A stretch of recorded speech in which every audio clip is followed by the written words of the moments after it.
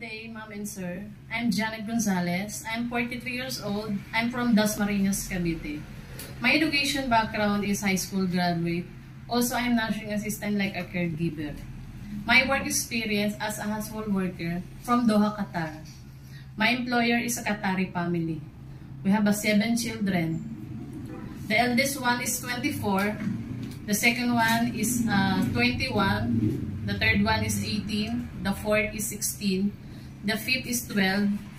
The sixth is 10. And 4 years old, and also the infant.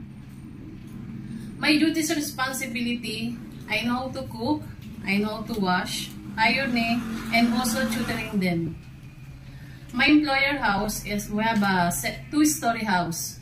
Have 7 rooms and 7 bathrooms.